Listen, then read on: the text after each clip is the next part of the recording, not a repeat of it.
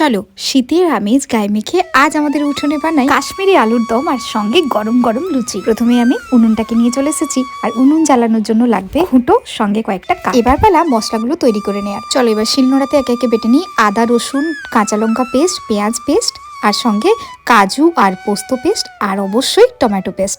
এবার আমি ঘুঁটো আর কাঠ দিয়ে ভালো করে উনুনটা জ্বালিয়ে নিলাম। কড়াই বসিয়ে দিয়েছি। এবার তেলটা গরম হয়ে গেলে আলুগুলোকে হলুদ আর সঙ্গে একটু লবণ দিয়ে ভালো করে ভেজে নেব। ব্যাস আলু ভাজা কমপ্লিট। এবার ওই ভাজা তেলটার মধ্যেই দিয়ে দেবো গোটা গরম মশলা আর একটাকে দুটো শুকনো লঙ্কা। এবার আমি তুলে দেবো এতে প্রথমেই পেঁয়াজের পেস্ট। পেঁয়াজের পেস্টটা ভালো মতো একটু ভাজা ভাজা হয়ে গেলে তাতে দিয়ে দিলাম আদা রসুন আর সঙ্গে কাঁচা মৌরি। এবার ধীরে ধীরে অ্যাড করবো হলুদ গুঁড়ো লঙ্কার গুঁড়ো সঙ্গে টমেটো পেস্ট কাঁচা টক দই আর কিছুক্ষণ নাড়িয়ে নেওয়ার পর হালকা একটু চিনি পরিমাণ মতো লবণ কাজু পোস্ত পেস্ট। এরপর আলুটা দিয়ে ভালো করে 10-15 মিনিট ফুটিয়ে নেবার পর অ্যাড করবো 1 চামচ ঘি। এবার বলো তো ব্রেকফাস্টে এই আলুর দম আর সঙ্গে লুচি খেতে কার কার ভালো লাগে।